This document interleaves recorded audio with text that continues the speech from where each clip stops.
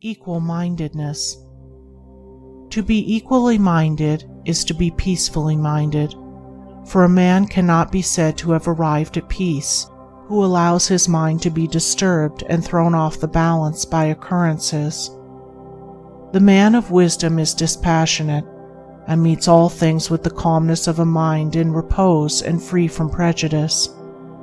He is not a partisan, but having put away passion, and is always at peace with himself and the world, not taking sides nor defending himself, but sympathizing with all. The partisan is so convinced that his own opinion and his own side is right, and that all goes contrary to them is wrong, that he cannot think there is any good in the other opinion and the other side. He lives in a continual fever of attack and defense, and has no knowledge of the quiet peace of an equal mind. The equal-minded man watches himself in order to check and overcome even the appearance of passion and prejudice in his mind, and by so doing he develops sympathy for others and comes to understand their position and particular state of mind. And as he comes to understand others, he perceives the folly of condemning them and opposing himself to them.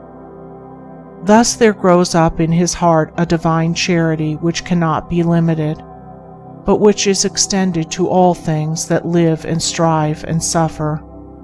When a man is under the sway of passion and prejudice, he is spiritually blind. Seeing nothing but good in his own side, and nothing but evil in another, he cannot see anything as it really is, not even his own side.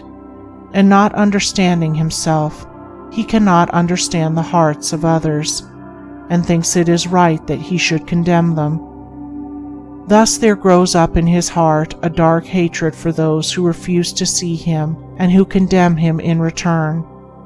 He becomes separated from his fellow man, and confines himself to a narrow torture chamber of his own making. Sweet and peaceful are the days of the equal-minded man, fruitful in good, and rich in manifold blessings. Guided by wisdom, he avoids those pathways which lead down to hatred and sorrow and pain, and takes those which lead up to love and peace and bliss. The occurrences of life do not trouble him, nor does he grieve over those things which are regarded by mankind as grievous, but which must befall all men in the ordinary course of nature. He is neither elated by success nor cast down by failure.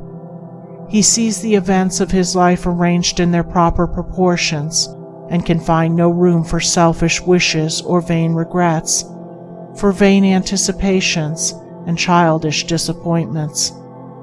And how is this equal-mindedness, this blessed state of mind and life, acquired? Only by overcoming oneself, only by purifying one's own heart, for the purification of the heart leads to unbiased comprehension. Unbiased comprehension leads to equal-mindedness, and equal-mindedness leads to peace. The impure man is swept helplessly away on the waves of passion. The pure man guides himself into the harbor of rest. The fool says, "I have an opinion." The wise man goes about his business.